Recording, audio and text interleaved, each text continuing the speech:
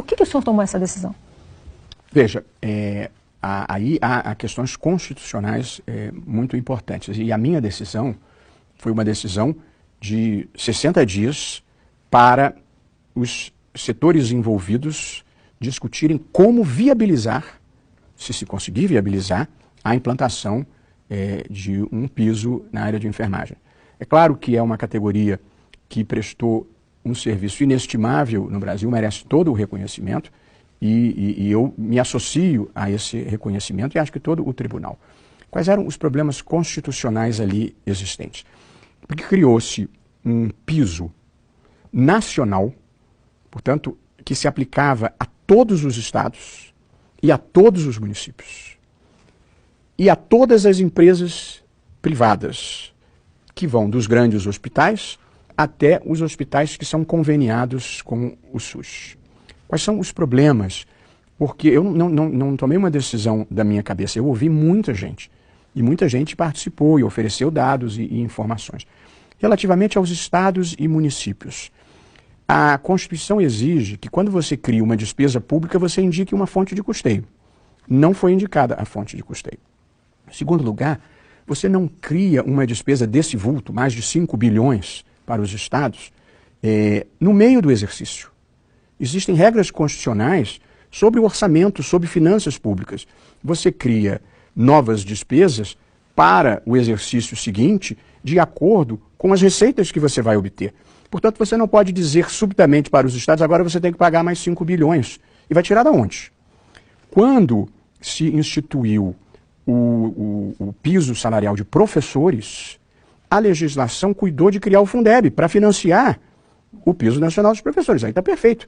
Portanto, no meio do exercício, criou-se para estados e municípios uma despesa de bilhões, sem indicar a fonte de custeio e sem previsão orçamentária. Portanto, deve ter umas 3 ou 4 normas constitucionais violadas em relação a estados e municípios.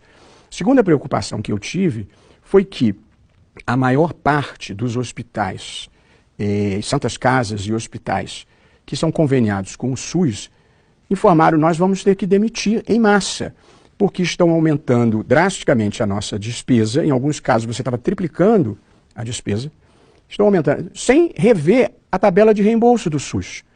E, portanto, é uma lógica, é uma conta quase de padaria.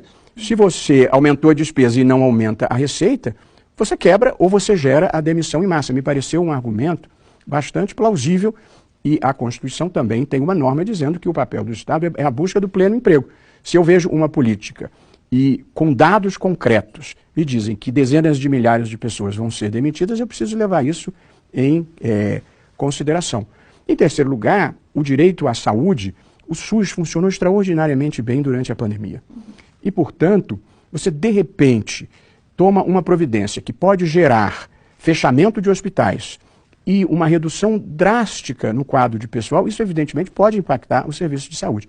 Portanto, a minha decisão, que ainda está sujeita à ratificação dos demais ministros, levou em conta esse conjunto de variáveis, não para impedir a implantação do piso, mas para pensar se há um mecanismo de custeio, como houve em relação aos professores, para assegurar essa opção legislativa. A opção de fixar o piso pode ser legítima, mas a não indicação da fonte de custeio faz com que fique sendo um sino sem badalo.